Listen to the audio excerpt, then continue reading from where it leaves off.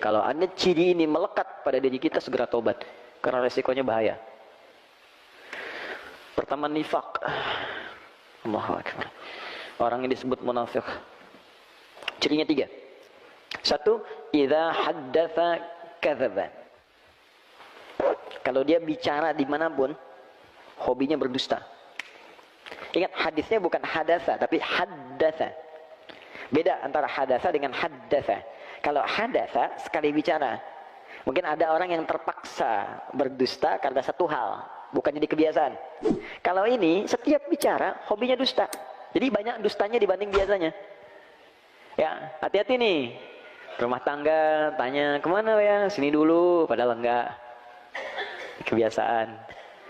Anak dari kecil ditanya, misalnya, kemana? Awas, hati-hati. Di kantor jadi biasa. Terbiasa bermuamalah dusta. Hati-hati teman-teman, hati-hati. Kalau pilih-pilih pekerjaan yang baik-baik. Di diplomasi, dunia politik sekarang, ekonomi di perdagangan, berapa banyak orang dusta dengan barang jualan dan sebagainya. Promosi kan bagian dari pembicaraan. Bikin status, hoax, buzzer itu, hati-hati itu. Yang suka bikin yang buruk-buruk itu kan kebiasaan, jadi profesi. Sekarang jadi profesi. Nabi mengancam, dijadiin profesi. Nabi mengancam, jangan, hati-hati ini, kamu bisa jadi munafik, dijadikan profesi, itu bahaya.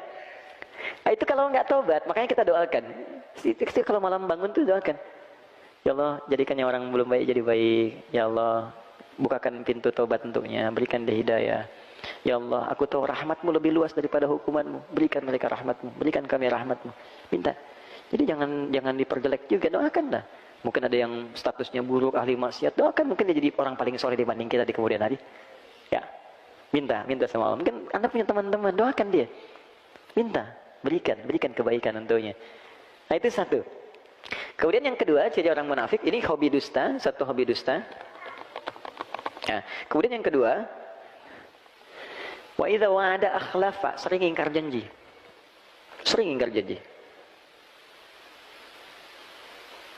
Ini luas sekali aspeknya. Ya, bisa di bab bisnis, bisa di bab apa saja, termasuk standar kehidupan. Jadi bukan sekali 2 kali, bukan karena kondisi terpaksa, tidak, tapi memang hobinya begitu. Jadi janji itu dianggap enteng untuk diingkari. Besok ketemu ya, terus nggak datang dia. Kamu kemana? Aku udah nunggu. Maaf ya, aku ada pekerjaan misalnya atau apa. Tapi dianggap biasa aja, nggak ada apa, bahkan kadang-kadang nggak ada maaf, sudah biasa. Itu hati-hati. 3, wa idza tu'mina khana. Itu yang paling bahaya. Kalau diamanahi, dia berkhianat. Banyak berkhianat.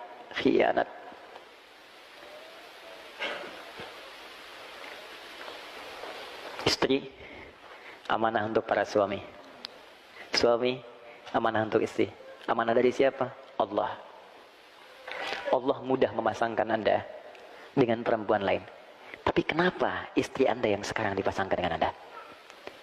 Allah mudah memasangkan suami dengan yang lain. Tapi kenapa suami Anda dipasangkan dengan Anda sekarang? Karena Allah yang punya keyakinan dengan itu, Anda menjadi baik. Itu amanah Allah. Makanya kalau suami menginginkan istri salihah, suami support. Ma, tahajud yuk. Sayang pakai kerudung yang baik ya. Sayang kita ngaji besok ya. Istri begitu. Sayang besok kita tahajud bareng ya. Kamu jadi imam, doa ya. Aku aminkan di belakang. Support. Itu amanah. Dan satu kali akan ditanya oleh Allah. Akan ditanya. Anak-anak amanah. Sudah berapa banyak anak Allah amanahkan kepada Anda? Sudah sejauh apa Allah mendekatkan dia dengan Anda mendekatkan dia dengan Allah?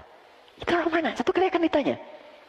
Dan nanti ada riwayat ketika anak akan ke neraka, orang tua ke surga, ada riwayat anaknya mengajukan protes kepada Allah. Perhatikan, dengar kalimatnya. Ya Allah, aku begini nih karena orang tuaku tak pernah peduli kepadaku.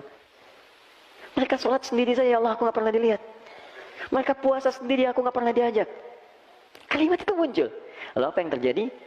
Diadili oleh Allah keduanya, dikonfirmasi ternyata benar kejadiannya. Maka ditukarkan. Semua beban itu dipindahkan kepada orang tuanya, anaknya kemudian dibersihkan, anak yang ke surga, orang tua ke neraka.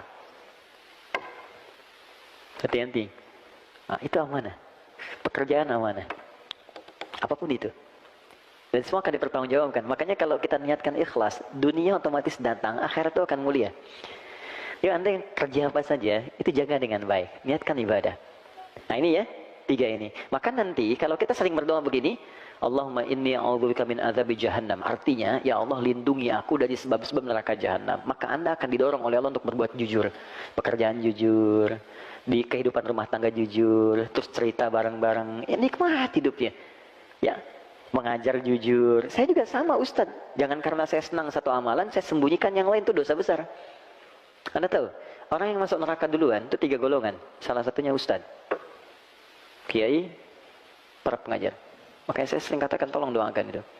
Jangan dikira mudah itu. Tidak mudah. Tidak mudah. Ya, ada seorang yang berkata ketika ditanya, "Ma fa'alta bi'ilmik?" Apa yang kamu kerjakan dengan ilmumu? Dia berkata, "Saya mengajar karenamu ya Allah." Kata Allah, "Kadzdzab." Kalau kadzib sekali dusta, kadzdzab berdusta sering berkali-kali. Apa jawaban Allah saat itu? Dibukakan filenya semua. Kamu itu mengajar hanya untuk cari popularitas. Kamu hanya mengajar untuk cari materi, cari amplop, cari macam-macam. Lemparkan dia ke neraka. Dibawa, ditarik malaikat, dilemparkan. Oke, tolong jangan bebani saya dengan hal semacam itu. Ya, saya sering katakan di setiap tempat, saya tidak pernah memasang apapun urusan dunia. Saya transaksi saya dengan akhirat, bukan dengan dunia. Dapat yang saya bisa, saya akan usahakan sendiri. Kalau saya belum punya kemampuan, kita berbagi. Itu yang saya pegang. Sampai saat ini. Alhamdulillah Allah cukupkan. Saya dari kepala sampai ujung kaki nggak pernah beli sampai hari ini. Demi Allah saya katakan, di peci, kacamata, belum satu rusak sudah datang yang lain. Ini baju dikasih. Hampir saya copot tadi buat Mas Dude. Nanti habis selesai saya copot. Ya. Baik. Ini celana sama, jam sama, hampir semua, hampir sampai saat ini. Siapa yang kasih? Allah. Dan saya nggak pernah minta apapun. Tunjukkan pada saya di mana saya ceramah, saya minta tarif, minta amplop. Semua saya datang. Dan berusaha, karena kita nggak tahu di titik mana kita bisa gagal. Popularitas dan sebagainya. Itu yang paling berbahaya.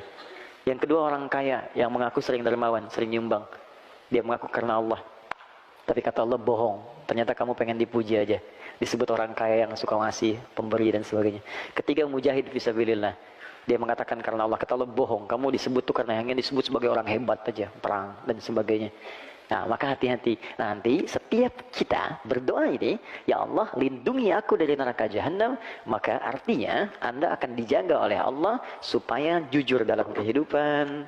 Kemudian kalau berjanji bisa menepati dan tidak khianat dalam kehidupan. Ini poinnya.